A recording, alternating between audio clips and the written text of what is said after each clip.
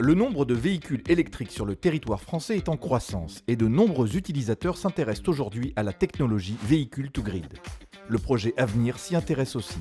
Pour se recharger, une voiture a besoin de se brancher au réseau public de distribution d'électricité, grâce à une prise domestique ou à une borne.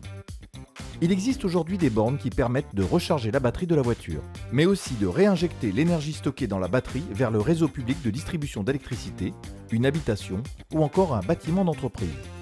On les appelle des bornes bidirectionnelles. Par exemple, quand on injecte de l'énergie vers un pavillon individuel, on parle de véhicule to home. On parle de véhicule to building quand l'énergie est injectée vers des bâtiments plus grands, comme des immeubles de bureaux. Grâce à ces deux technologies, les utilisateurs de voitures électriques compatibles peuvent déjà limiter les appels de puissance réalisés sur le réseau, en transférant l'énergie vers leur maison ou leur immeuble. Le projet Avenir souhaite aller plus loin, avec le véhicule to grid ou V2G, en injectant directement sur le réseau de distribution pour répondre à des besoins locaux et ponctuels. En effet, les batteries des véhicules électriques peuvent aussi participer à l'équilibrage du réseau électrique local, en stockant l'électricité lorsque la production d'énergie est supérieure à la demande, par exemple lors des pics de production d'énergie renouvelable, en réinjectant l'électricité dans le réseau quand la consommation dépasse la production, lors des pics de consommation, ou encore en cas d'incident ou de travaux programmés sur le réseau de distribution. Au niveau local, à l'échelle d'un quartier par exemple, la mutualisation de plusieurs véhicules pourrait répondre à des besoins locaux de réseau de distribution.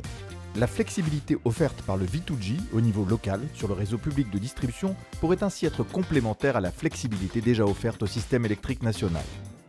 Les expérimentations V2G du projet Avenir impliquent depuis début 2021 des véhicules et des bornes bidirectionnelles prêtés par Renault Group, Stellantis et Drive. Les bornes bidirectionnelles de recharge sont installées en aval d'un compteur communicant posé par Enedis.